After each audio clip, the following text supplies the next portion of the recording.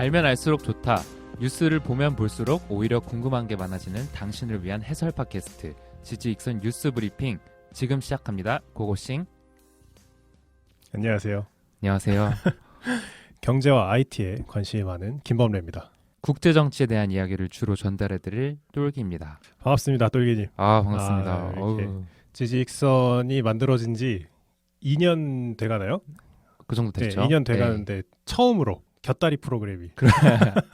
얼마나 생존할지 모르는. 맞아요. 저희도 실험입니다. 무거운 남자 2명의 목소리를 얼마나 좋아해 주실지도 잘 모르겠고. 칙칙하네요. 여기 스튜디오에 좀 냄새가 나는 것 같기도 하고. 벌써부터. 네. 사실 지지익선의 모토 자체가 시의성이 있는 걸 하지 말자. 그러니까 오랜 시간이 지나도 재미있게 들을 수 있는 에피소드를 만들자가 모토기 때문에 네. 저희가 좀 시즈널하거나 시의성이 있거나 타이밍 이슈가 큰 것들 그런 걸 잘 안 합니다. 그나마 조금 시의성이 있던 게 뭐 코로나 이슈 혹은 뭐 기본소득 이슈 네네. 이런 걸 잠깐 했었는데 이게 모토와 다르기 때문에 패널 내에서도 이걸 해도 되느냐. 그렇죠. 가끔 이제 논의가 있죠. 네, 논의가 있어서 그럼 차라리 시의성이 있는 걸 따로 하자.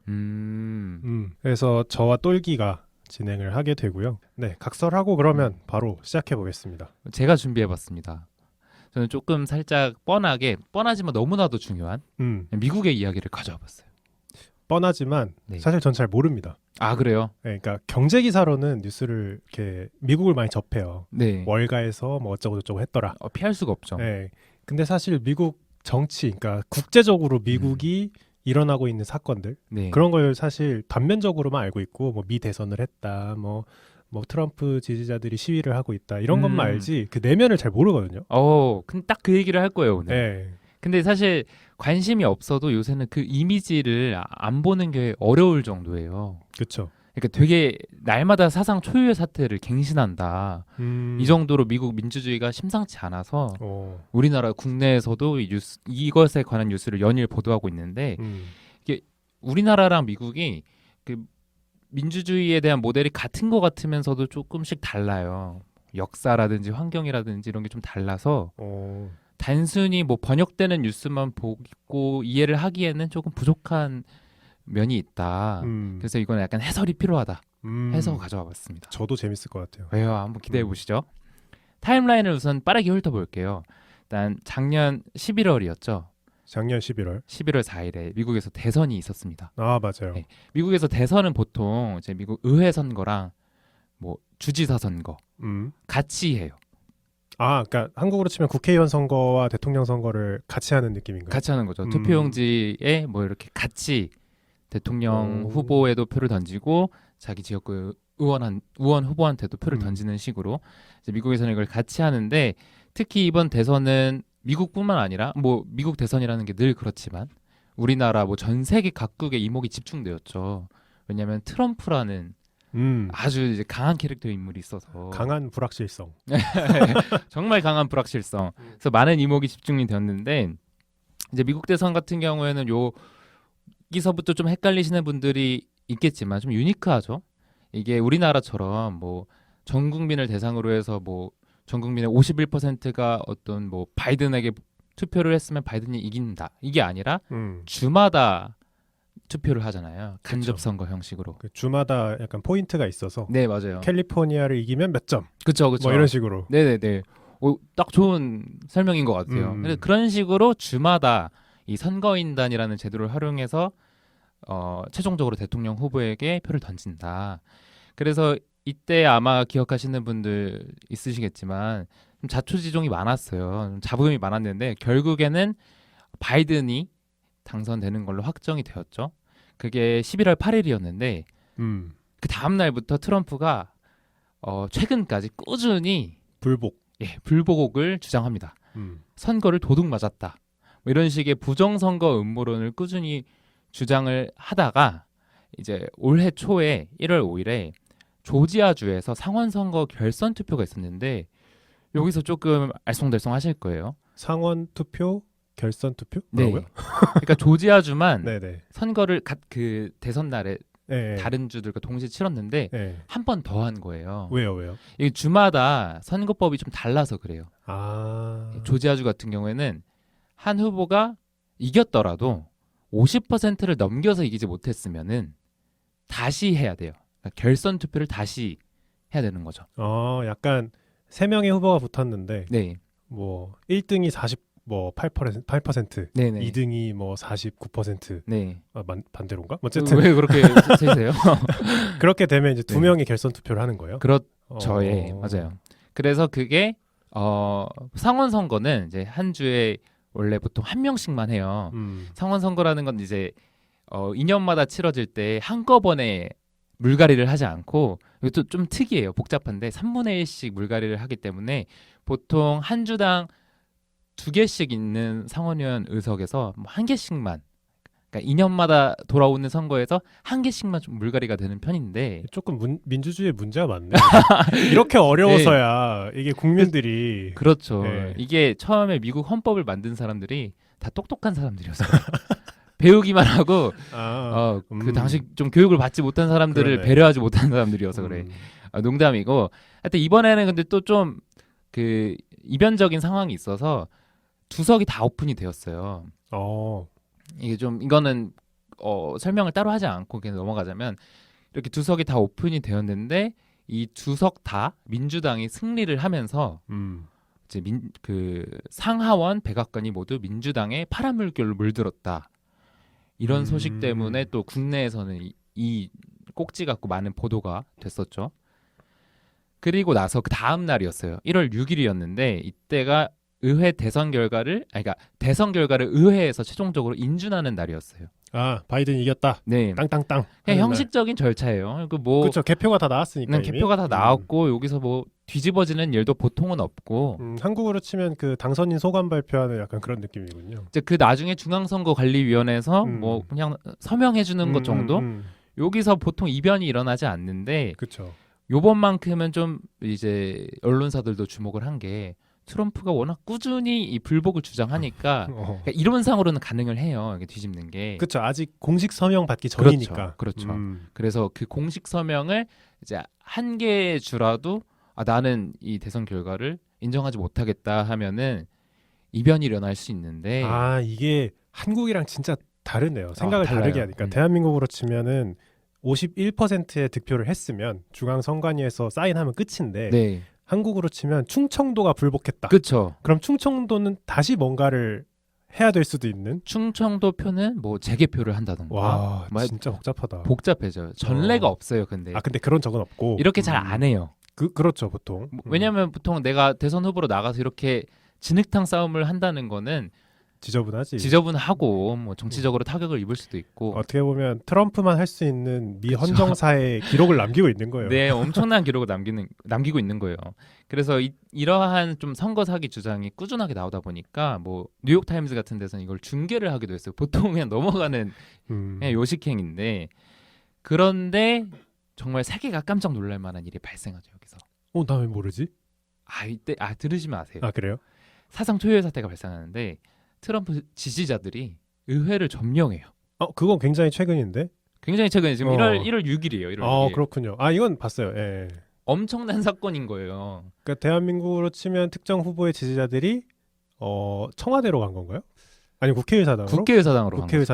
그러니까 우리나라도 여의도 가보시면은 알겠지만 국회 정문 앞에서 막 거친 말씀을 쏟아내는 그런 시위대분들은 계세요. 그렇죠, 항상 있죠. 예. 그렇지만 그분들이 국회의사당 내에 들어가서 본회의장을 점거하고 막 무기를 들고 의원들을 위협하고 이런 일이 발생한다면 정말 말이 안 되지. 말이 안 되잖아요. 상상도 불가능한데 깔려 있는 경비가 얼마인데. 그렇죠. 경찰분들도 많고 이러는데 이게 되네요. 미국에서 이게 일어납니다.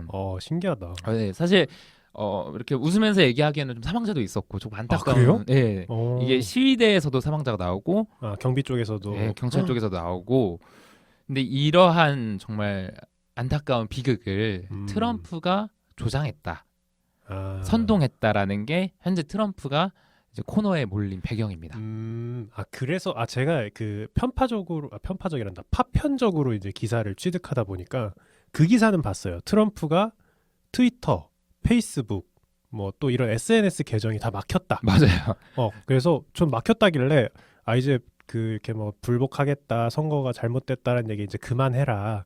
약간 그런 의미인 줄 알았는데 그게 아니라 이 국회의사당을 점거하는 것 뒤에 트럼프가 있었을 것이다. 네, 그러니까 폭력을 만들었다. 아, 그런 의미면 계정을 셧다운한 게 좀 더 이해가 되네요. 아, 그죠. 와, 네. 처음에는 그냥 불복 선언한 거 주고 그러니까 닫은 줄 시끄러우니까 알았어요? 트럼프가 아. 하도 시끄러우니까 그만해라 하고 이제 아유. 닫은 줄 알았어요. 그렇게는 안 하죠. 그래도 표현의 자유가 있는 나라인데. 아, 그런가? 예, 아무튼 이런 어마어마한 사건이 뒷배경으로 있었습니다. 그 SNS 계정이 닫힌 데에는. 그래서 트럼프도 사실은 이걸 보고 자기도 심각성을 깨달았는지 이제 시위대들에게 이제 go home now, 집에 가라 이제 하면서 그 뒤에는 결과를 승복하고 꼬리를 내릴 정도로 아, 결과를 승복했다는 게 대선 결과를? 네, 바이든이 어, 이제 당선자다. 어, 그렇게 할 정도로. 그 정도면 본인이 이렇게 국회의사당을 점거하라고 했다기보다는 설마 그렇게까지 할 줄은 몰랐다고 생각하는 게 맞을 수도 있지 않을까요? 그럴 수도 있고요. 이제 국회의사당을 점령하고 난 뒤에 음. 이 의원들의 어떤 태도가 굉장히 싸늘해져요. 아, 그렇겠네. 근데 이게 민주당뿐만 뿐만 아니라 아니라 공화당도, 공화당에서도. 왜냐하면 자기들의 목숨을 위협받은 거거든요, 이 사람들은. 그렇죠. 이때 실제로 의회에 폭탄도 설치됐대요. 그러니까 경찰이 바로 수색을 해서 찾아내서 제거를 하긴 했는데 이 시위대들이 그 미국은 또 총기 소유가 되는 나라잖아요. 그러니까 만만치 않은 진짜 폭력성을 가지고 의원들이 뭐 지하로 대피하는 등. 아, 의원들이 있을 때 쳐들어간 거군요. 네, 의원들이 이제 뭐 아리조나주는 몇 표 이거 인정합니까? 뭐 이런 식으로 그걸 하고 있을 때 진행하고 있을 때 대박. 트럼프가 야 이거 마지막 찬스다 하면서 빨리 가서 막아 하면서 이 사단이 난 거예요. 그것도 트럼프가 인정을 했어요. 아, 트럼프가 이렇게 선동을 했다라는 걸.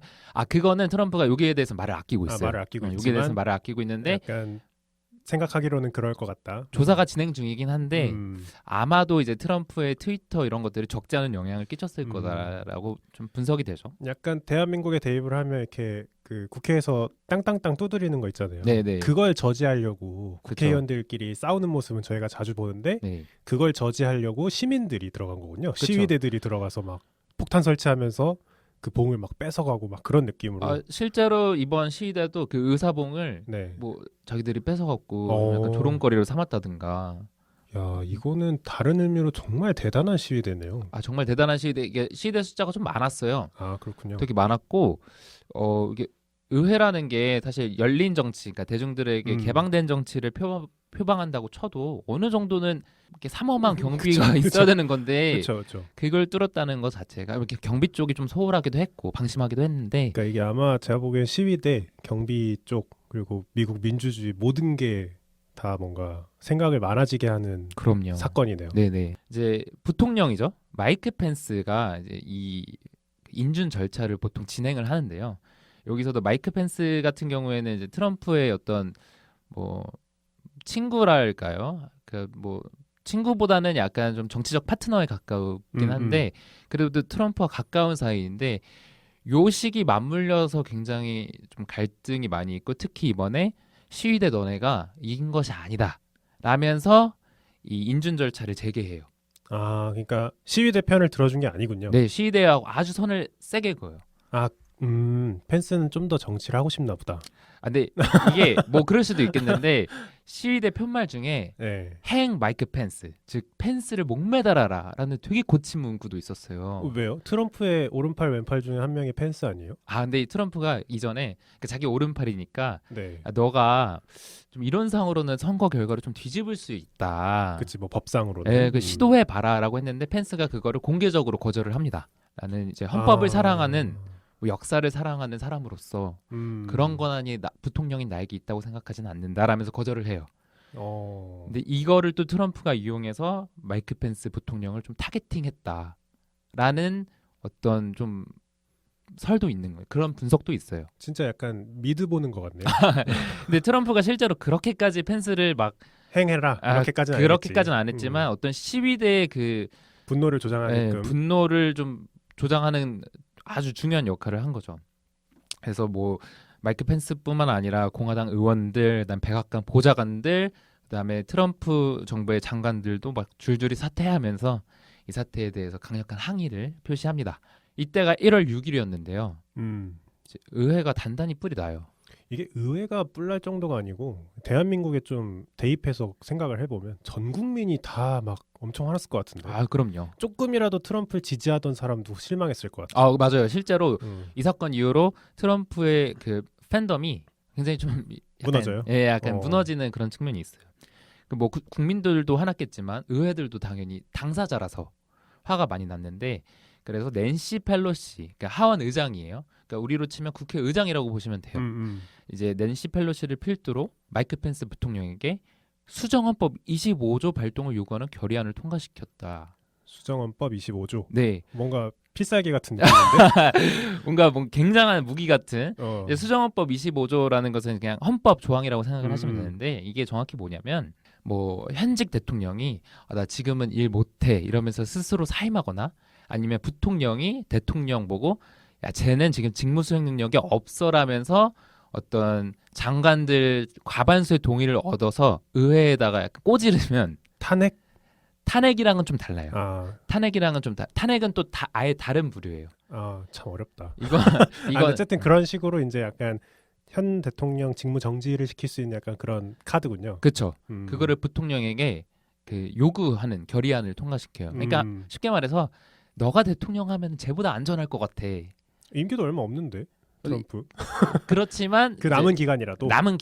왜냐하면 지금도 막 그 서명하고 하니까 심야 규정이라 그래서 예를 들어서 현직 대통령이 선거에서 졌어요. 그래서 이제 다다음 달이면은 백악관에서 나가야 돼. 그 2달 정도 되는 기간 동안 막 규정들을 뜯어 고치는 걸 심야 규정이라고 해요.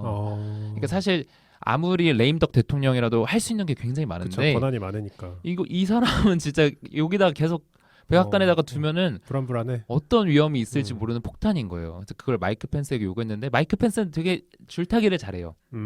또 나에게 그런 권한은 없다. 그런 권한이 있을까? 난 더 이상 분열을 조장하고 싶지 않다. 그치. 이러면서 거절을 합니다. 펜스 부통령을 다시 평가할 수 있는 사건일 수도 있겠네요. 뭐 그럴 수도 있죠. 네. 마이크 펜스가 다음 대선에서 또 공화당의 어떤 주도적인 역할을 할 수도 있는 건데, 그렇다면 이제 하원의 다음 카드 바로 탄핵입니다. 여기서 이제 트럼프가 내란을 선동했다. 내란 선동죄. 네, 그 죄를 이유로 이제 미국 역사상 유일하게 2번 탄핵을 당한 대통령이에요, 트럼프가. 근데 이게 아마 뒤에서 설명하겠지만 탄핵이란 용어도 좀 부연 설명이 필요한데, 어쨌든 간에 하원에서 232표 대 197표, 공화당 의원마저 좀 그러네, 찬성을 던진 거네요. 찬성을 던져가지고 근데 정확히는 대통령 직에서 쫓겨나려면 이 하원에서 탄핵이 소추가 된 거고요. 지금은 상원에 올라가서 거기서 또 한 번 더 하고, 그 3분의 2, 그러니까 상원이 총 100명인데 거기 3분의 2 이상에 해당되는 찬성을 받아야지만 트럼프가 비로소 대통령직에서 쫓겨나요. 생각보다 많은 찬성표를 받아야 된다는 얘기네요. 그렇죠. 하원에서도 한번 받아야 되고 상원에서도 한 75% 이상이 오케이를 해줘야 되는 거고. 맞아요.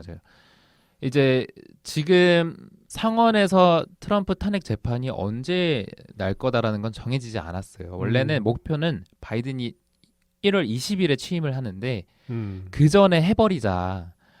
이게 하원의 목표였는데 지금 좀 아마 좀 절차상 그거는 어려울 것 같고, 이제 20일이면은 바이든 취임식인데요. 지금 녹음 날짜로 보면 진짜 며칠 안 남았어요. 진짜 며칠 안 남았죠. 지금이 오늘 녹음일 기준으로 17일인데 3일 남았네. 네. 지금 워싱턴 정치계가 굉장히 소용돌이에 휩싸였는데, 바이든 취임식 자체가 일단은 뭐 코로나 때문에 비대면으로 진행되기도 하지만 그거 기사 본 것 같은데 트럼프가 바이든 취임식에 안 온다. 근데 그 기사도 본 것 같아. 근데 사실 전직 대통령이 올 필요는 없나요? 네, 굳이 막 그렇게 아마 펜스는 가는데 트럼프는 안 간다 그래서 그 옹졸함이 더 돋보였던 기사였을 그런가? 거예요. 타이틀만 지나가면서 본 것 같아. 근데 이제 뭐 군중들은 당연히 없고, 근데 이제 1월 6일에 의회에서 그 폭동 사태가 일어났으니까 그 원래는 그 워싱턴 DC에 보면은 의회 앞에 되게 잔디가 쭉 깔려서 그게 워싱턴 기념탑을 지나서 링컨이 아주 그 위험 있게 앉아 있는 동상이 있는 링컨 기념관까지 쭉 이어지는 내셔널 몰이라는 약간 공원 구역이 있어요. 그 오벨리스크 있고 오벨리스크 거긴가요? 있는 그곳이에요. 근데 거기가 뭐 우리나라로 따지면은 뭐 여의도 광장 내지는 그거보다 좀 더 멋있는 곳. 그거보다 좀 더 시민들에게 네. 많은 휴식과 위안이 되는 공간인데 좀 거기 상징성이 있군요. 예, 스미소니언 박물관도 다 거기 있고요. 거기를 지금 폐쇄했어요. 아, 폐쇄. 그리고 에어비앤비도 그 워싱턴 내 예약들은 다 취소를 했다고 합니다. 워싱턴 자체를. 예. 야. 굉장히 지금 심각한 상황인 거죠. 어떻게 보면 그 국회의사당으로 침입한 시위대 덕분에 취임식이 오히려 안전하게 진행될 수도 있겠네요. 그럴 수도 있어요. 확실히. 왜냐하면 그 시위대라는 게 정말 즉흥적이었냐 아니면은 계획된 시위였냐. 근데 만약에 계획된 시위였다면 취임식도 불안불안하지. 취임식 때 어떤 일을 일으킬지 모른단 말이에요. 이제 이 의회 폭동 때문에 사람들이 좀 더 경계 태세를 갖추게 되었다라는 분석도 있죠. 이제 아무튼간에 바이든이 취임을 하게 되면 이제 보통 미국 대통령은 뭐 이것도 사실 뭐 케네디 모델이다, 루즈벨트 모델이다 좀 정확히 좀 차이가 있긴 한데 취임 직후에 가장 힘이 세요 보통은. 그렇죠. 그래서 이때 바이든이 하고 싶은 게 있으면은 100일 안에 아젠다를 밀고 나가야 돼요. 근데 지금 상원에서 뭐 트럼프를 탄핵 재판한다 만다 이게 걸려 있잖아요. 이게 생각보다 바이든의 어떤 정부의 발목을 잡는군요. 에너지를 많이 그러니까 뺏는. 취임 초에 막 밀어붙여야 되는데 네. 이미 상하원이 너무 하고 있는 게 많은 상황이군요. 그렇죠. 음. 그래가지고 이제 이게 우리나라에도 사실 지금 얼마 전에 김정은이 그 북한에서 노동당대 제 8차 당대 대회인데요. 그게 뭐 몇 년에 한 번씩 치러지는 건데 거기서 북한의 어떤 대외 정책, 대내 정책, 앞으로의 본인들의 행보 이런 거를 이제 표명하는, 천명하는 아주 되게 중요한 자리인데 거기서 사실상 바이든 행정부를 겨냥해서 뭐 그 잠수하면서 쏘는 핵미사일 그런 것도 공개를 하고 그리고 뭐 강대강 선대선이라 그래서 바이든 니네가 강하게 나오면 우리도 강하게 나가고 너네가 착하게 나오면 우리도 착하게 나온다라는 메시지를 발표를 해요. 근데 그거 매번 하잖아요. 이게 아마 이 전 7차 당대가 2016년이었는데 네. 이때는 김정은이 양복을 입고 나왔어요. 이번에는 인민복을 입고 나왔어요. 그 김정일이 입고 나오던 그. 그렇죠. 예. 그 약간 중국풍의 좀 약간 작업복처럼 생긴. 약간 작업복처럼 생긴. 네. 이제 그걸 다시 양복에서 인민복으로 회귀했다는 의미가 뭐냐면은 강한 결집이고 뭔가 이제 그 동안에 서구 사회에 어떻게 좀 협상도 해보고 하려던 것을 지금 다시 모르겠다. 우리식 북한식으로 다시 가겠다라는 그런 거거든요. 근데 바이든 행정부에서 사실은 요 매듭을 풀어줘야 되는데 지금 자기 코가 석자니 이게 한반도 평화하고도 좀 관련이 있다. 그러네. 여기까지 지금 신경 쓸 겨를이 없네. 그렇죠. 이제 그런 문제가 됐습니다. 이 뉴스를 보시면서 그럼 트럼프는 어떻게 되는 거야 궁금해하시는 분들이 좀 있을 거예요. 트럼프 같은 경우에는 아마도 그 돈적으로 굉장히 힘들 거예요. 지금 똘기의 예지.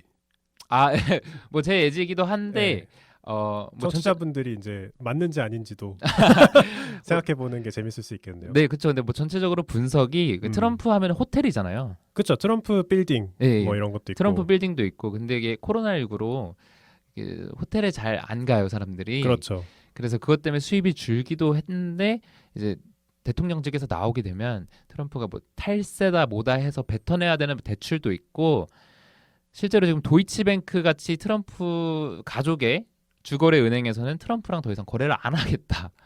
이렇게 선언을 하기도 하고 지금 완전 궁지에 몰렸어요. 그러니까 그냥 한국말로 차용을 하면 이빨 빠진 호랑이가 된 거죠. 예. 정말 이빨 빠진 호랑이입니다. 근데 뭐 트럼프라는 인물이 아예 이대로 폭삭 주저앉을 건 아니고 아무래도 그 팬덤이 좀 강하니까 뭐 자서전을 쓰면은 불티나게 팔릴 수도 있고. 똘기님의 2021년 예언. 트럼프의 자서전이 나올 것이다. 내가 트럼프라면 이 좋은 소재를 묵혀두고 있지는 않을 것 같아. 나쁘지 않네. 그리고 뭐 이방카 트럼프의 딸이나 뭐 아들들이 정계에 다시 도전을 한다. 왜냐면 그러면은 우리나라에도 좀 비슷한 그런 게 있잖아요. 아버지의 후광을 입고 다시 정계에 도전해서 성공하는 그런 사례가 있기 때문에 트럼프가 아무리 탄핵을 당한다 한들. 그렇지. 약간 그거군요. 부자는 망해도 네. 3대는 간다. 네, 그런 거죠.